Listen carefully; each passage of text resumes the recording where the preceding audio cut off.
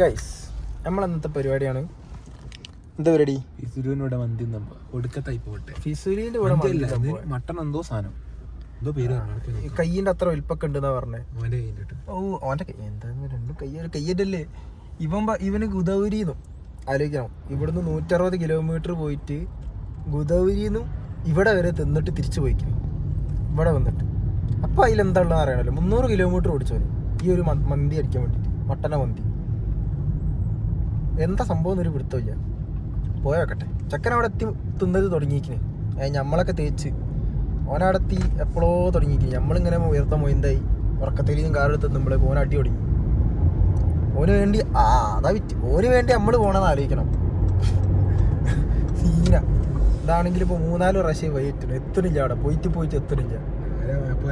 ഇപ്പം നമ്മള് ടിബിലിസ് വിടാൻ ടൈമായി. ഇതുവരെ മന്തിപ്പീട് എത്തിയിട്ടില്ല. ഇത് എവിടാണിത് കുറച്ചോനെ ഇടങ്ങേറായല്ലോ.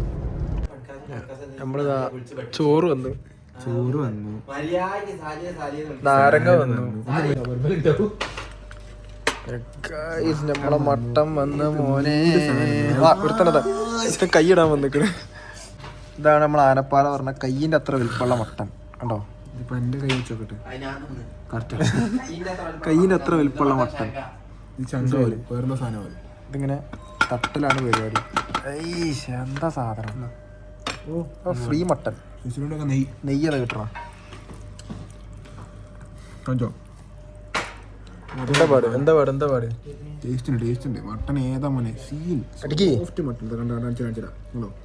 നാരങ്ങ നിൽക്കണ്ട പോയിരുന്നു.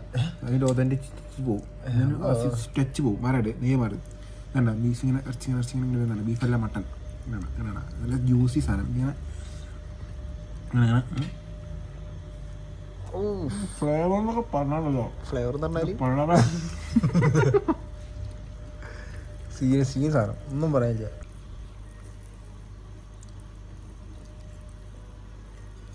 നമ്മൾ കുറച്ച് ഇതിൻ്റെ ഗ്രേവിയിൽ മുക്കുക.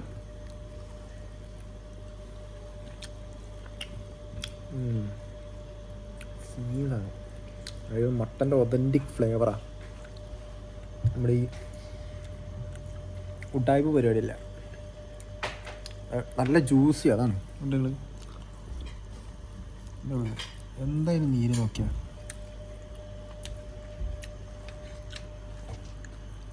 ഓനിൻ്റെ അഭിപ്രായം പറയാനൊന്നും ടൈമില്ല, തിരക്കില്ല. അതും ബാർബിക്യൂ അടിച്ചിട്ടാണ് വരുന്നത് ആലോചിക്കണം.